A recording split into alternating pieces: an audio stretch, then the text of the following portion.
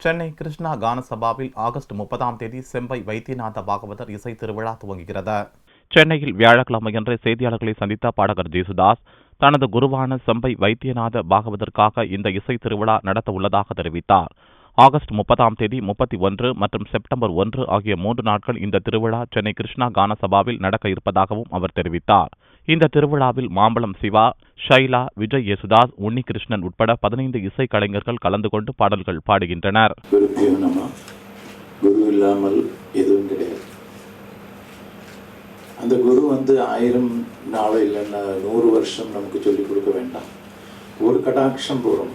அந்த சுத்தமான கடாட்சம் நமக்கு கிடைச்சதுன்னா பாக்கி கடல் மாதிரி நமக்கு ஞானம் வளரும்.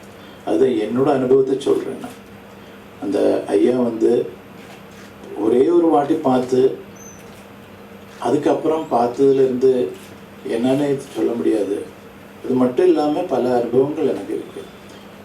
படித்ததுன்னா அவர்கிட்ட இருந்து படித்தது கொஞ்சம் நாள். அது கொஞ்சம் நாள்னு சொன்னால் அது பெரிய யுகங்கள் படித்த மாதிரி, அந்த யுகங்கள் மாதிரி எனக்கு தோன்றுறது இப்போ.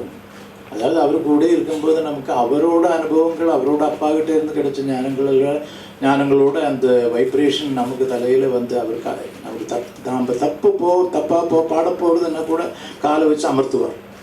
அந்த மாதிரி நான் நம்பின்னு தான் பாடின்னு இருக்கேன் இன்னைக்கு வரை. நாளைக்கும் அதுதான்.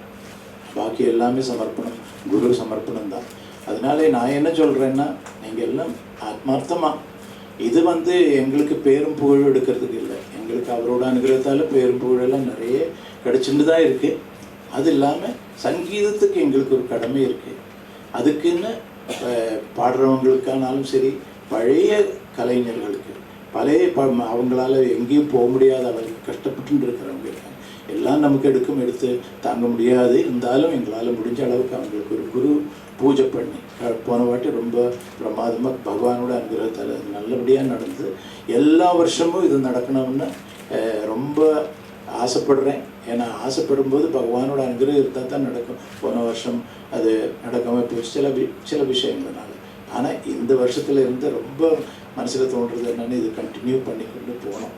அது நம்ம எல்லோரும் உங்களுடைய அனுகிரகத்தாலேயும் எல்லாருடைய இதுலேயும் எல்லா சபாக்காரங்கள்கிட்டையும் இது ஒரு கிருஷ்ணகான சபையில் நடக்கிறதுன்னு நினச்சிட்டு அதை தள்ளி வைக்க வேண்டாம். இது எல்லா சங்கீதத்துக்கான சங்கீத சபைக்கான ஒரு ஃபெஸ்டிவலுங்கிற மாதிரி நினச்சி எல்லாரும் இதில் பங்கு சேரணும்னு விநீதமாக கேட்டுக்கொள்வேன்.